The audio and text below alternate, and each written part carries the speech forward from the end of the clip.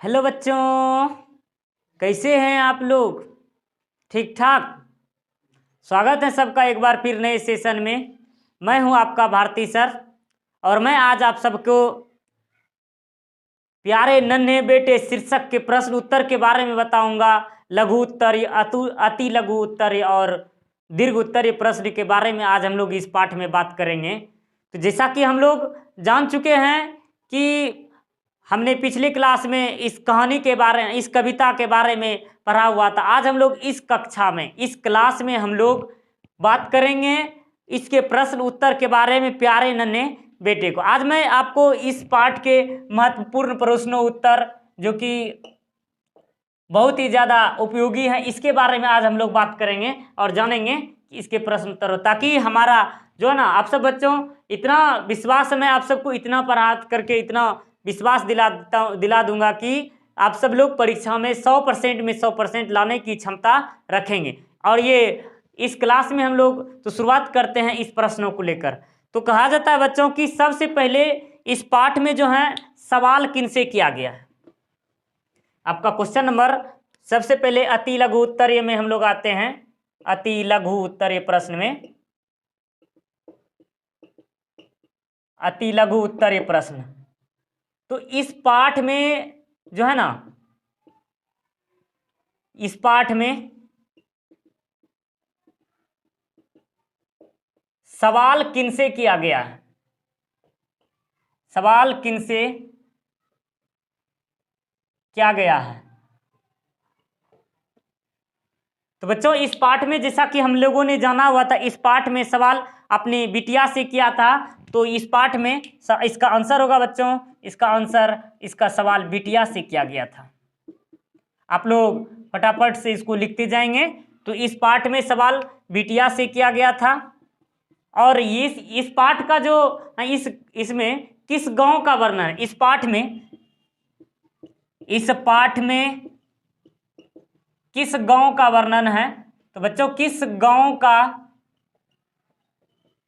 वर्णन है, तो इसमें जो है कि एक छोटे से भिलाई नामक गांव का वर्णन है। भिलाई, जो कि छग लिखते यानी छत्तीसगढ़, छत्तीसगढ़ वहां की घटना है ये। और कहा जाता है कि इसमें से कि विनोद कुमार शुक्ल का जन्म स्थान कहाँ है, विनोद कुमार शुक्ल का जन्म कहाँ हुआ था। तो बच्चों कहते हैं कि विनोद कुमार शुक्ल का जन्म कहाँ हुआ था, विनोद कुमार शुक्ल का जन्म कहाँ हुआ था जी। तो यार जैसा कि हम लोगों ने पढ़ा हुआ था, विनोद कुमार शुक्ल का जन्म 1 जनवरी 1937 ईस्वी को, जन्म जो है 1 जनवरी 1937 ईस्वी को राजनांदगांव,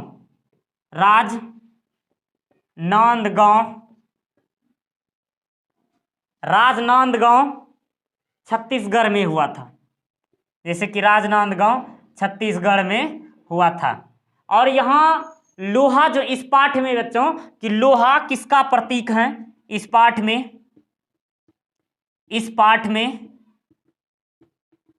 लोहा किसका प्रतीक है, इस पाठ में लोहा किसका प्रतीक है। तो इस पाठ में जो है लोहा, इस पाठ में बच्चों लोहा कर्म का प्रतीक है, लोहा कर्म का प्रतीक है। जैसा कि हम लोग बात किए हुए थे, लोहा एक कर्म का प्रतीक है। तो आप लोग इनको लिखें, फिर हम लोग आगे लिखते हैं। तो आप लोगों ने लिख लिए होंगे, तो चलते हैं हम लोग अगले प्रश्न की ओर।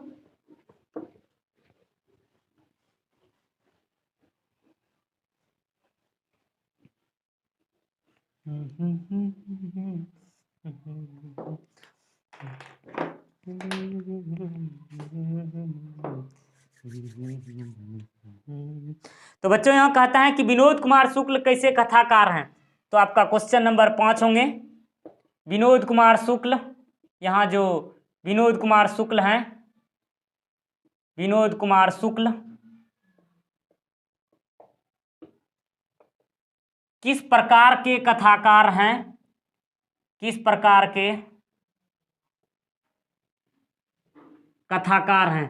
तो बच्चों इस कहानी में विनोद कुमार शुक्ल जो हैं समकालीन कथाकार हैं, समकालीन कथाकार, समकालीन कथाकार हैं।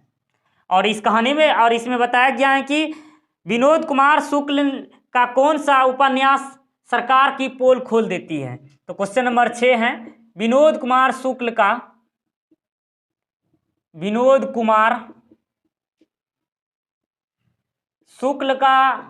कौन सा उपन्यास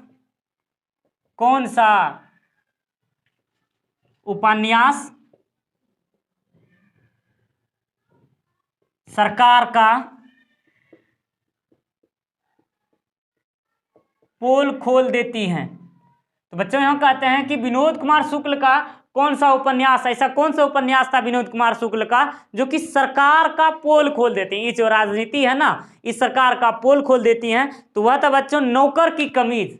तो नौकर की कमीज नाम का एक उपन्यास आया हुआ था जो कि सरकार को, इस भारतीय राजनीति को लेकर के उसमें उजागर किया गया था। तो इसका आंसर हो जाएगा बच्चों नौकर का कमीज। तो नौकर का कमीज ये जो इसका न रचना था, उपन्यास था, इन्होंने सरकार की बोलती बंदी और सरकार की सारी कुरीतियों को, संसार के ये जो है ना सरकार के द्वारा लगाए गए विसंगतियों को जो है ना उसकी पोल खोल दी कि सरकार किस प्रकार से लोगों को मतलब कि बरगला रहे हैं और उसके बारे में बता दिया। तो बच्चों इस पाठ का जो ये जो पाठ है, इस पाठ में प्रस्तुत पाठ, ये जो हमारा प्रस्तुत पाठ है, प्रस्तुत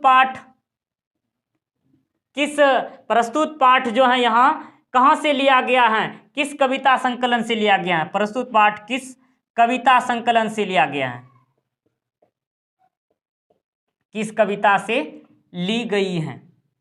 तो बच्चों यह पाठ जो है, यह पाठ जैसे हम लोगों ने पाठ में पढ़ा हुआ था कि प्रस्तुत पाठ प्यारे नन्हे बेटे को, यह पाठ जो है विनोद कुमार शुक्ल द्वारा एक कविता था जिसका नाम था वह आदमी नया गरम कोट पहनकर चला गया विचार की तरह। जी हाँ बच्चों, याद आ गया होगा इन प्रश्नों से आपको कि यह बताए हुए थे कि वह आदमी नया गरम कोट पहनकर। तो इसका सटीक सा आंसर हो जाएगा आपका वह आदमी नया गरम कोट पहनकर चला गया विचार की तरह, चला गया विचार की तरह।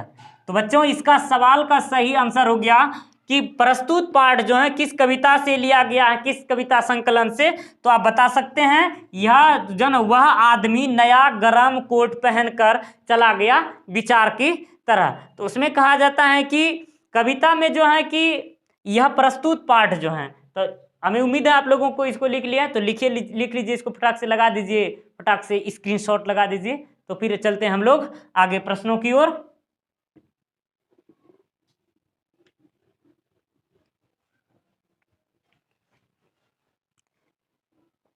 हाँ तो बच्चों हम लोग लिख रहे थे क्वेश्चन नंबर 8 में अति लघु उत्तरीय में, तो लिखेंगे कि प्रस्तुत पाठ जो ये प्यारे नन्हे बेटे को जो ये पाठ है, प्रस्तुत पाठ किस शैली में लिखा गया। तो बच्चों कहते हैं प्रस्तुत पाठ जो है किस शैली में लिखा गया है,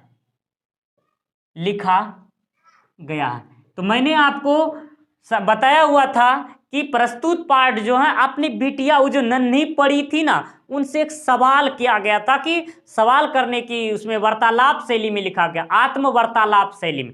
अर्थात इसका जो नायक था, नायक के मन में उत्पन्न हो रहा था कि मैं अपनी बिटिया से सवाल करूंगा, इस प्रकार से हमारी बिटिया जवाब देंगी। तो यह जो है आत्म वार्तालाप रूपी शैली में लिखा गया। आत्म वार्तालाप ये स्वयं, ये किसी से पूछा नहीं, यह इसके मन की बातें थी, ये जो कि अपने बेटी से पूछना चाहते हैं। यह जो है बच्चों आत्म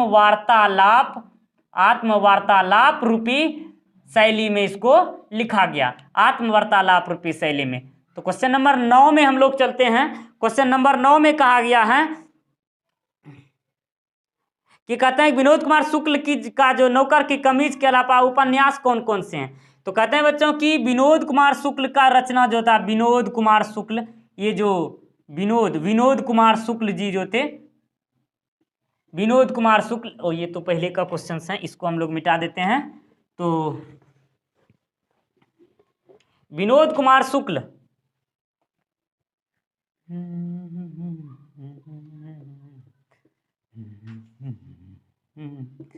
विनोद कुमार शुक्ल की जो है ना नौकर की कमीज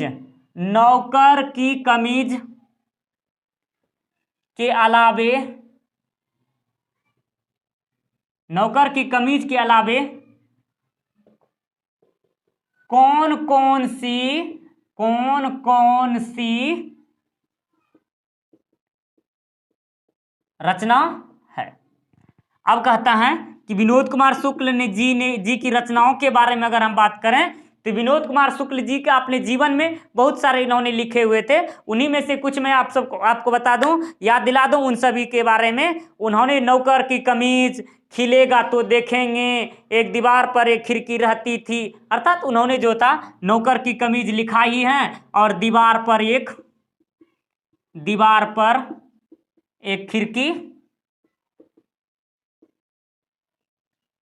रहती थी, और साथ ही साथ और था उसका कि खिलेगा तो देखेंगे, और था खिलेंगे तो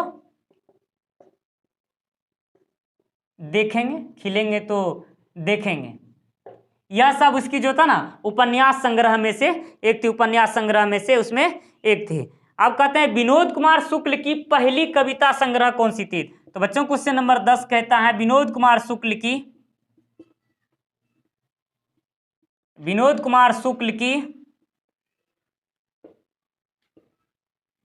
पहली कविता संग्रह कौन थी। तो वह था, तो विनोद कुमार शुक्ल की पहली कविता संग्रह कौन सी थी। तो बच्चों इसका सटीक सा आंसर हो जाएगा उसका लगभग जय हिंद। जो अब उन्होंने जुड़ा हुआ था तो लगभग जय हिंद उसकी प्रमुख रचनाओं में से एक था, जो कि 1971 ईस्वी में 1971 ईस्वी में प्रकाशित हुआ था। लगभग जय हिंद नाम का एक कविता संग्रह था, जो कि उसको हुआ था, जैसे कि उसको प्राप्त हुआ था, यानी इन्होंने रचना किया हुआ था। अब क्वेश्चन नंबर 11 में कहता है विनोद कुमार शुक्ल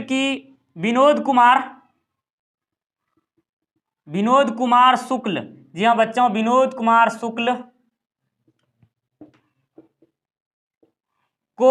कुमार शुक्ल जी को साहित्य अकादमी का पुरस्कार मिला था। साहित्य अकादमी पुरस्कार कब मिला था। साहित्य अकादमी पुरस्कार कब मिला। तो विनोद कुमार शुक्ल जी को साहित्य अकादमी पुरस्कार बच्चों 1999 ईस्वी में इसको मिला हुआ था। 1999 ईस्वी में इसको साहित्य अकादमी पुरस्कार मिला हुआ था। 1999 सिर्फ इसको साहित्य अकादमी पुरस्कार ही नहीं मिला हुआ था, इसको और पुरस्कार रघुवीर सहाय स्मृति पुरस्कार 1992 ईस्वी में मिला हुआ था। जैसे रघुवीर सहाय उसको 1992 ईस्वी में मिला था। दयावती मोदी कवि शेखर सम्मान इसको 1997 ईस्वी में मिला हुआ था। इसके अलावा इसके और थे दयावती मोदी कवि शेखर सम्मान, कवि इधर ही लिख देते हैं हम लोग, कवि शिखर सम्मान जो मिला हुआ था इसको 1997 ईस्वी में इसको मिला हुआ था। इसको कवि शेखर सम्मान 1997 ईस्वी में इसको मिला हुआ था। शिखर नहीं, शेखर सम्मान इसको 1997 ईस्वी में मिला हुआ था। तो आप लोग इसको लिखेंगे। तो इस तरह से हमारा इसके संपूर्ण महत्वपूर्ण प्रश्नों के बारे में इसमें लिखा गया है और यहाँ पूछा गया। अगला सवाल हम लोग लिखेंगे इसके, तो आप लोग इसको लिखिए, फटाफट लिखेंगे इसको। तो इस तरह से आज इस पाठ में हम लोग प्रश्न सब मतलब इसमें कुछ आगे और लॉन्ग टाइप क्वेश्चंस को हम लोग पढ़ेंगे दीर्घ उत्तरीय प्रश्न के बारे में। तो आप लोग इसको जल्दी जल्दी से लिखेंगे।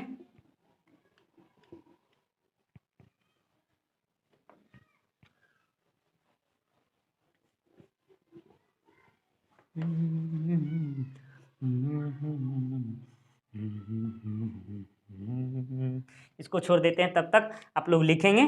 तो कहा जाता है कि आसपास लोहा कहाँ कहाँ है, आसपास लोहा कहाँ कहाँ। तो बच्चों कहता है कि आसपास लोहा, आसपास लोहा कहाँ कहाँ है, कहाँ कहाँ है।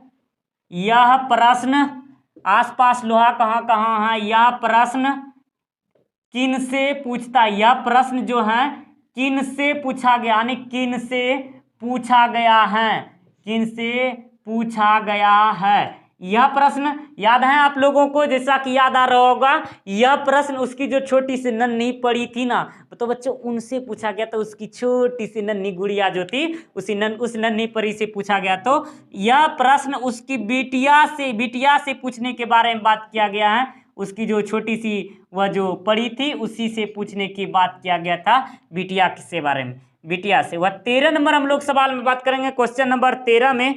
अब कहा जाता है कि इसमें से कि विनोद कुमार शुक्ल जो कि नन्हे प्यारे बेटे में, जो इसमें बात कर चुके हैं हम लोग कि प्यारे नन्हे बेटे में किस प्रकार से मतलब प्रश्नों को पूछा गया है। और इसमें से तो इस तरह से इसके अति लघु उत्तरीय प्रश्न थे, तो जिनके बारे में हम लोगों ने बात किया। तो अब हम लोग इसके अलावे अब हम लोग कुछ महत्वपूर्ण प्रश्न जो कि सब्जेक्टिव महत्वपूर्ण प्रश्न के बारे में बात करेंगे। कुछ सब्जेक्टिव अर्थात दीर्घ उत्तरीय प्रश्न के बारे में बात करेंगे। सब्जेक्टिव क्वेश्चंस जो कि दीर्घ उत्तरीय प्रश्न है, दीर्घ उत्तरीय प्रश्न। तो इसका सबसे पहला सवाल है बिटिया से कि सवाल, यानी क्या सवाल किया गया है। तो बिटिया से, तो बच्चों कहा गया है बिटिया से क्या सवाल किया गया है, क्या सवाल किया गया है।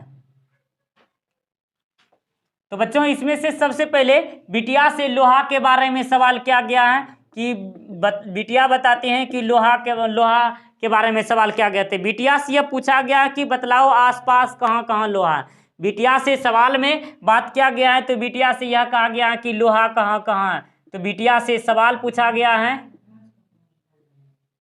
बिटिया से लोहा के बारे में, लोहा कहाँ कहाँ है, लोहा कहाँ कहाँ है, सवाल पूछा गया है, सवाल पूछा गया है।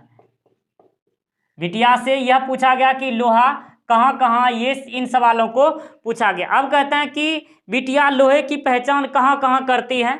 तो जैसा कि बिटिया जो है, बिटिया लोहे की पहचान, बिटिया लोहे की पहचान कहाँ कहाँ करती हैं, कहाँ कहाँ करती हैं। बिटिया जो है लोहे की पहचान सबसे पहले बिटिया जो है कि घर से यानी अपने गृहस्थी से शुरू करती हैं, जो कि लोहा, चिमटा, करकुल, सिगरी। चिमटा से बात किया है, चिमटा, करकुल जिसको हम लोग कलछुल कहते हैं, करकुल, सिगड़ी, सिगरी, और साथ ही साथ यहाँ समसी, समसी, दरवाजे की सीकल, दरवाजे की सीकल, और इसमें कब्जे आदि के बारे में पहचान करते हैं। और कब्जे, कब्जे तथा कब्जे के अंदर, कब्जे के अंदर, कब्जे के अंदर कील, ये सब इन सभी लोहे के बारे में बात पहचान करते हैं, इन सभी लोहे की पहचान करते हैं। बिटिया जो है लोहे की पहचान इस तरह से करती हैं, पहचान करती हैं। तो बिटिया जो है लोहे की पहचान कहाँ कहाँ करते हैं, तो चिमटा, करकुल, सिगरी, समसी, दरवाजे आदि, दरवाजे की सीकल, कब्जे तथा कब्जे के अंदर कील, इन सभी लोहे की पहचान बिटिया करती हैं। तो इस प्रकार से बिटिया ने लोहे की पहचान क्या हुआ था। अब कहते हैं कवि लोहे की पहचान किस रूप में कराते हैं। अब देखिएगा, अब थोड़ा सा लॉन्ग है जिसके बारे में मैं शॉर्ट से लिखूंगा कि मैं प्रश्न को लिख देता हूं। कवि लोहे की पहचान किस रूप में कराते हैं। कवि लोहे की पहचान किस रूप में कराते हैं। किस रूप में कराते हैं। और यही पहचान उनकी पत्नी किस रूप में कराते हैं। साथ ही साथ यही पहचान जो पिताजी समझाते हैं, यही पहचान जो है उसकी माता अर्थात उस बिटिया की माता, यही पहचान उसकी माता किस प्रकार कराती हैं। उसकी माता यही पहचान उसकी पत्नी यानी बिटिया की माता उसकी पत्नी, कवि महोदय की पत्नी किस प्रकार कराती हैं। तो देखेंगे किस प्रकार से यहाँ सवालों को क्या गया। कवि लोहे की पहचान किस रूप में कराते हैं और यही पहचान उसकी पत्नी किस रूप में कराते हैं। तो कवि लोहे की पहचान, कवि के द्वारा लोहे की पहचान बच्चों, कवि के द्वारा लोहे की पहचान फावरा, जैसे कि उन्होंने फावरा, कुदाल,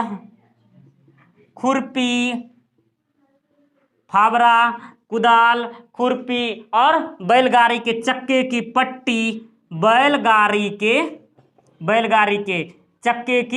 पट्टी, चक्के की पट्टी और साथ ही साथ इस प्रकार से, और बैल के गले में लटकाने वाले, बैल के गले की घंटी, बैल के गले में लटकी घंटी के अंदर की कील, तो वह जो है ना कि पिताजी यानी बिटिया के पिताजी अर्थात कवि महोदय फावरा, कुदाल, खुरपी, बैलगाड़ी के चक्के की पट्टी और बैल के गले में लटकी घंटी के अंदर की कील के बारे में बात करते हैं। अर्थात कवि महोदय की पत्नी, अर्थात इसकी पत्नी जो थी, अर्थात बिटिया की माता जो है वह गृहिणी है, वह घर के बारे में समझाते हैं। पिताजी सिखलाते हैं और माताजी उसको समझाते हैं। किस प्रकार से उन्होंने बाल्टी के बारे में इसको ब्लैक से लिखते हैं, बाल्टी कुएं में पानी खींचने के लिए कुएं में लगी हुई घिर्री, यानी कुएं में लगी लोहे की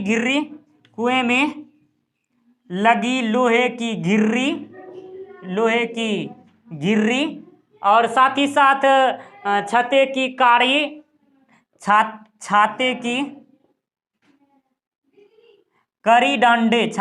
करी और डंडे। इस प्रकार से लेखक महोदय की पत्नी जो थी अर्थात उस बिटिया की माता जो थी, इस प्रकार से इसको पहचान कराते हैं। तो कवि लोहे की पहचान किस रूप में कराते हैं। कवि लेखक और उसकी पत्नी यानी कवि की पत्नी जो है किस प्रकार से पहचान कराती हैं। तो ये कवि महोदय फावरा, कुदाल, खुरपी, बैलगाड़ी के चक्के की लगी हुई पट्टी और साथ ही साथ बैल के गले में जो घंटा लगा हुआ था ना, वो घंटे के अंदर में बजाने वाला था, उसका जो कील लगा हुआ था वो लोहे की, और साथ ही साथ उसकी पत्नी अर्थात बिटिया की माता जी जो थी, बाल्टी, कुएं में लगी लोहे की घिर्री और छाते की करी डंडे को पहचान कराती हैं। तो अगला प्रश्न है आपका, तो बच्चों की आप लोग इसको लिखिए। तो चौथा प्रश्न है आपका, ऊपर से मैं मिटा दूं इसको, तो ऊपर से मैं इसको मिटा दूं। 4 नंबर प्रश्न में हम लोग चलेंगे।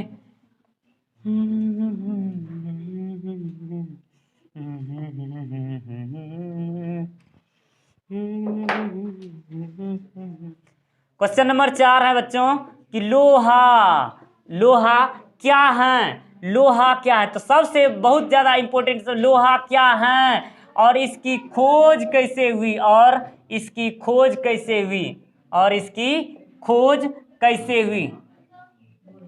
तो सबसे पहले देखें कैसे हुई, इसकी लोहा क्या है और इसकी खोज कैसे हुई। लोहा क्या है और इसकी खोज कैसे हुई।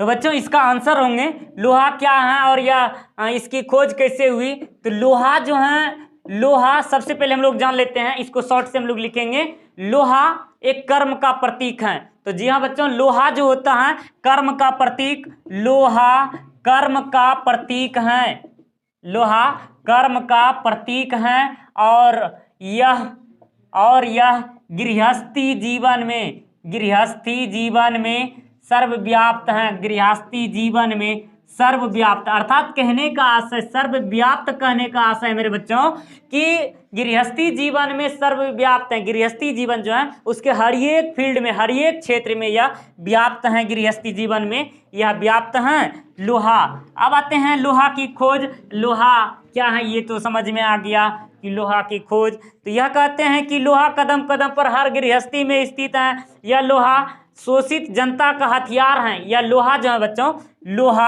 लोहा जो है शोषित जनता, जो सरकार द्वारा शोषित है ना, शोषित जनता का एक हथियार है। लोहा शोषित जनता का एक हथियार है। लोहा जो है शोषित जनता का एक हथियार है।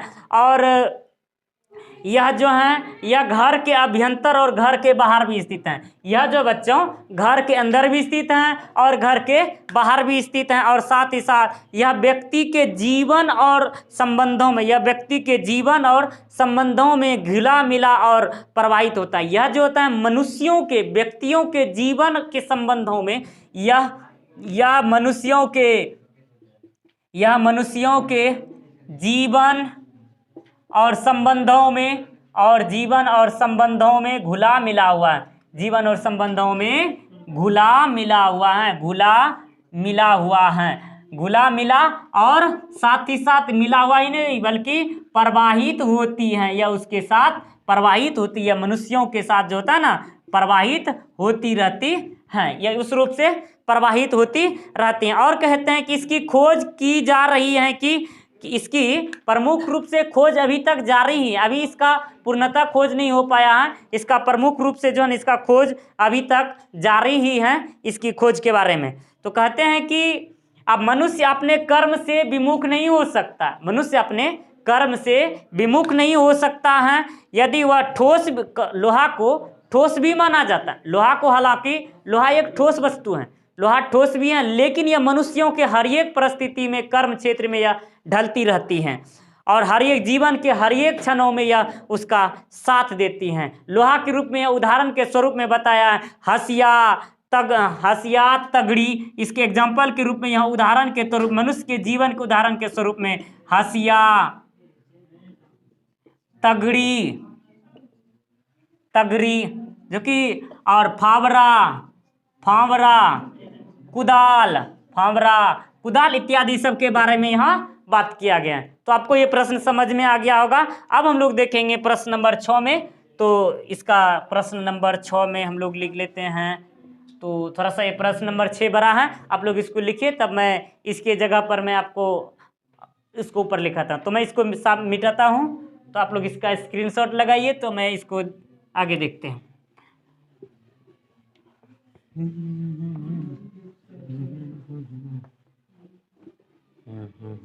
अब जो मैं सवाल बताने जा रहा हूं, यह सवाल आपके एग्जाम के लिए बहुत ज़्यादा आवश्यक है, और यह कहता है कि अर्थ अस्पष्ट करें, यहाँ भावार्थ लिखें या अर्थ अस्पष्ट करें। यह प्रश्न बच्चों अर्थ अस्पष्ट करें।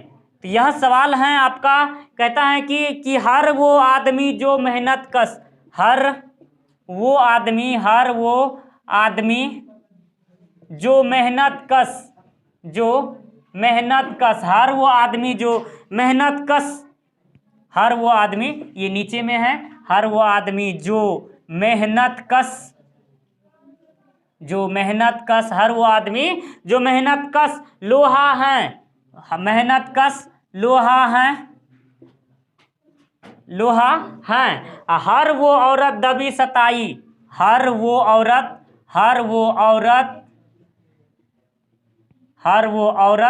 दबी सताई हुई, हर वो औरत दबी सताई बोझ उठाने वाली लोहा, दबी सताई बोझ उठाने वाली लोहा, बोझ उठाने वाली लोहा। तो बच्चों यहाँ कहा गया यह प्रश्न आपके एग्जाम की दृष्टि से बहुत ही महत्वपूर्ण है। तो यह प्रश्न बार बार यह प्रश्नों को पूछा गया कि हर वो आदमी जो मेहनत कश लोहा है, हर वो औरत दबी सताई बोझ उठाने वाली लोहा। इसका हम लोग अर्थ जानेंगे, यह अर्थ कहना क्या चाहता है। तो बच्चों सबसे पहले हम लोग जान लेते हैं यह जो लाइन है, यह लाइन, ये आपका अभी भी आई, यह प्रस्तुत पंक्ति जो है इसको हम लोग इधर लिखते हैं इसका आंसर। तो यहाँ तो देखेंगे कि यहाँ से इसका तो प्रस्तुत पंक्ति जो है इसको हम लोग इस तरीके से लिखेंगे। प्रस्तुत पंक्ति विनोद कुमार शुक्ल द्वारा रचित शीर्षक प्रस्तुत पंक्ति जो है, प्रस्तुत पंक्ति आपको इसी तरीके से लिखना है। प्रस्तुत पंक्ति विनोद कुमार शुक्ल द्वारा रचित, विनोद कुमार शुक्ल द्वारा रचित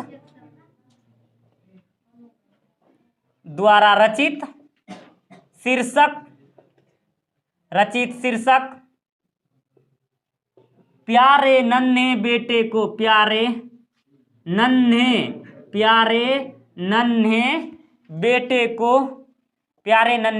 को से संकलित हैं। तो सबसे पहले हम लोग इस तरह से, जब इस तरह का बात आएगा, अर्थ स्पष्ट करें, आशय स्पष्ट करें, इस तरह के प्रश्न जब आएंगे बच्चों, तो इसका सबसे पहले जो इसका शुरुआत है इस प्रकार से करना है। तो और इस प्रकार से जब लिखेंगे परीक्षा में जो एग्जाम की दृष्टि से बहुत ज़्यादा नंबर आने वाले हैं। और मुझे विश्वास है इस बार आप लोगों का नंबर बहुत ज़्यादा आने वाला है, क्योंकि मैं आप सबके साथ हूँ। मैं आपको अंत तक मैं आपके साथ हूँ और अब अंत तक आपके साथ जुड़ा हुआ हूँ। तो यहाँ जो ना, और इस पंक्ति के माध्यम से, इसके बाद लिखना बच्चों इस तरह से, इस पंक्ति के माध्यम से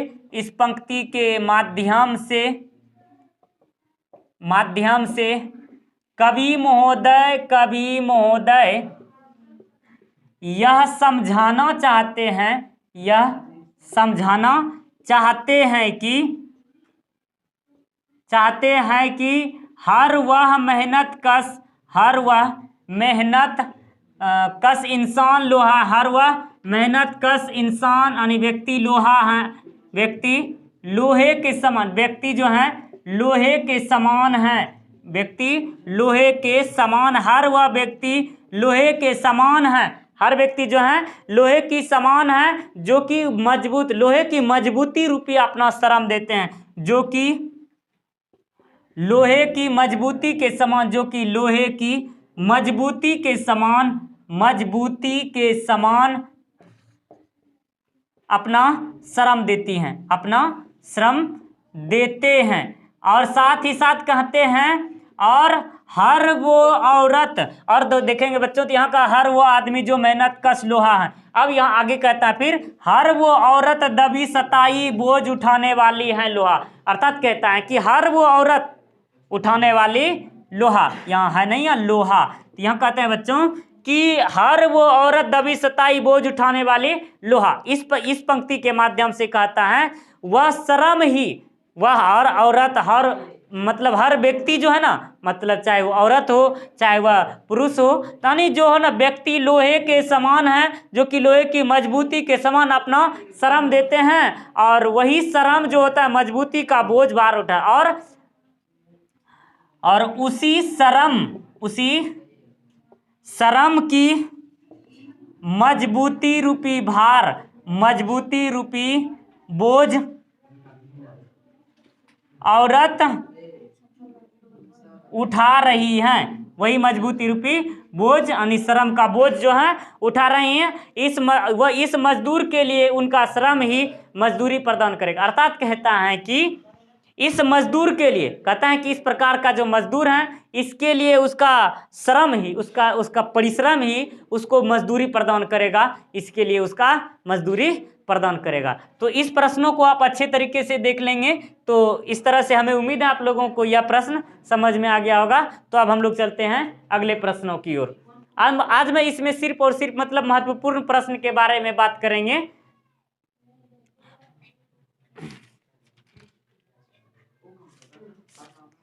तो चलते हैं बच्चों, आगे सवाल हैं आपके और इसी में से आपका प्रश्न है क्वेश्चन नंबर 9 में, तो कहता है कि मेहनत कश आदमी, इसी में से महत्वपूर्ण, इसी से हम लोग, इसी से आपका निकल जाएगा आंसर ये। तो कहते हैं कि मेहनत कश आदमी और दबी सताई बोझ उठाने वाले। तो बच्चों, मेहनत कश आदमी और दबी सताई बोझ उठाने वाली औरत में कवि द्वारा लोहे की खोज का क्या आशय है? तो यहाँ बताया गया, इसी प्रकार से हम लोग लिखेंगे। प्रस्तुत पंक्ति विनोद कुमार शुक्ल जी कहना चाहते हैं कि यानी अपने शीर्षक प्यारे नन्हे बेटे के माध्यम से समझाना चाहते हैं कि हर वह इंसान, वह मेहनत कश इंसान लोहा है, वह अपने परिश्रम से, मतलब वह अपने परिश्रम से, परिश्रम रूपी कठोरता के मेहनत के समान वह काम करता है, कर्म पथ पर चलता है, और औरत उसी के स्वरूप में, वह उसके भार के स्वरूप में या बोझ के स्वरूप में या दबी दबाई हुई, फिर भी यह अपने कर्म पथ से विचलित नहीं होती हैं। इसी के बारे में यहाँ बतलाया गया है। तो अब मैं आपको एक महत्वपूर्ण और क्वेश्चन बता देता हूँ, जो कि एक है। अब आता है कि आपके क्वेश्चन नंबर 10 हैं जो कि एनसीईआरटी में, तो वह कहते हैं कि बिटिया को पिता सिखलाते हैं। तो बच्चों, इसको जल्दी जल्दी साफ कर लें कि क्वेश्चन नंबर 6 बता दूं मैं आपको कि पिता बिटिया को सिखलाती हैं, पिता बिटिया को सिखलाते हैं। पिता जो हैं बिटिया को सिखलाते हैं तथा माँ उसे समझाती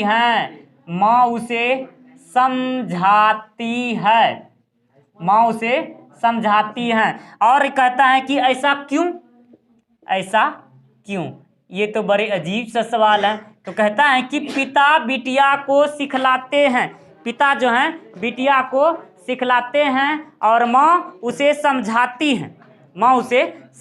तो बच्चों, इससे घबराने की कोई बात नहीं है। इस प्रश्नों का जवाब देना है आपको, फटाक से इसको जवाब देना। अब देखेंगे एक पिता क्या होता है। एक पिता अपने बच्चों को चाहता है और कि उसका बच्चा सीखे, उसका बच्चा हर एक संसार के ज्ञान से अवगत हो, उसका बच्चा हर तरह की शिक्षाओं से परिपूर्ण हो।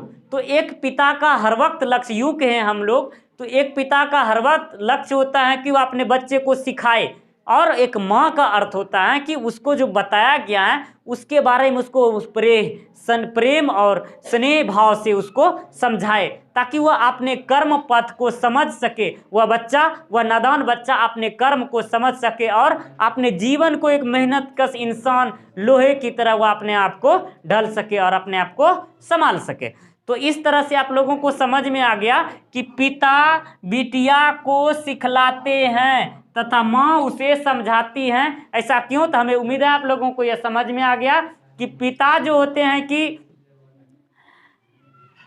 यहाँ जो है इस कविता में अब लोग इसको और अच्छे तरीके से, मतलब और इसको अच्छे तरीके से लिखना चाहते हैं तो इसको लिखना है उसी प्रकार से कि प्रस्तुत पंक्ति जो है विनोद कुमार शुक्ल द्वारा रचित शीर्षक यहाँ प्यारे नन्हे बेटे से लिया गया। और यहाँ कवि महोदय, यहाँ जो इस कविता में कवि महोदय अपनी बिटिया को लोहे के बारे में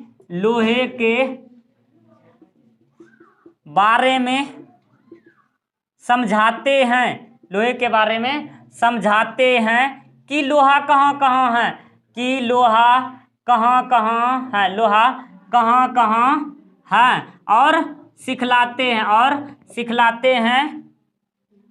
और सिखलाते हैं लोहे का क्या उपयोग है, और सिखलाते हैं कि लोहे का क्या उपयोग, सिखलाते हैं कि लोहे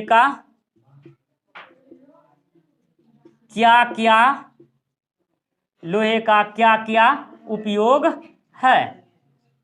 और उसके विपरीत उसी के स्वरूप में माँ जो होती हैं, और इसका जब पिताजी उसको सिखलाती हैं तो बिटिया जो हैं हर्षपूर्वक उल्लास के साथ उल्लास के साथ जो है सहज स्वभाव से, और हर्ष बिटिया हर्षपूर्वक उल्लास के साथ सहज स्वभाव से, बिल्कुल ही सहज स्वभाव से उसका उत्तर देती हैं, और माँ जो है उसकी लेखक महोदय की पत्नी उसे प्रश्न पूछे हुए लोहे के विषय में समझाती हैं। अब जो सवाल पूछा है, और माँ लोहे के विषय में पूछे गए प्रश्नों को समझाती हैं। अब आप लोगों के मन में इसका मुख्य सार आ रहा होगा, तो यहाँ इसका कहना था, इसका मुख्य सार यह है कि इस प्रसंग में पिता उसे सिखलाते हैं और माँ इस विषय पर उसको समझाती हैं। तो बच्चों, आप लोगों को यह समझ में आ गया होगा कि यहाँ जो है कि इस प्रसंग में लिख दें इसको, कि हर एक पिता का यह जो सोच होता है, हर एक पिता जो होता है कि यहाँ इस प्रसंग में पिताजी समझाते हैं, पिताजी जो है पिताजी सिखलाते हैं और माँ उसे समझाती है, पिताजी उसको समझाते हैं यानी सिखलाते हैं और माँ उसे समझाती हैं। जबकि दोनों के तरीकों में अंतर है, दोनों के तरीकों में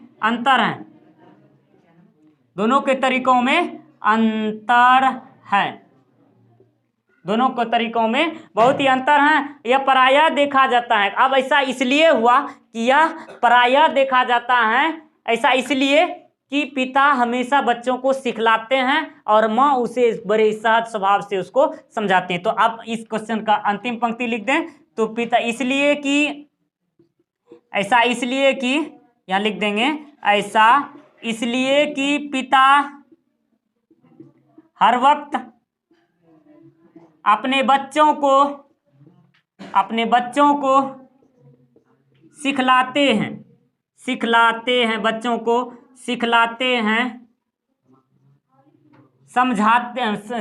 हैं, उसे ज्ञान कराते हैं और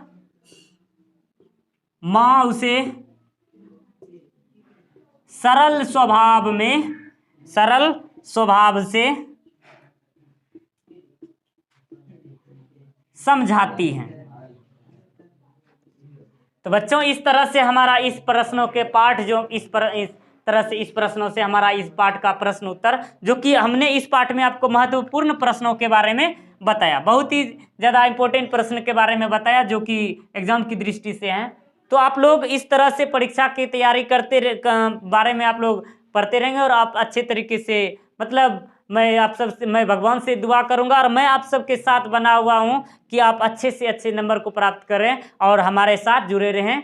तो अच्छे तरीके से और भी मैं आपको अंतिम समय तक लेकर आऊँगा, अर्थात परीक्षा के अंतिम तक अच्छे कोर्स को लेकर मैं आऊँगा। तो इस तरह से इस पाठ में हम लोग इसने जाना, फिर मिलेंगे हम लोग अगले क्लास में। तब तक के लिए जय हिंद, जय भारत, बेस्ट ऑफ लक।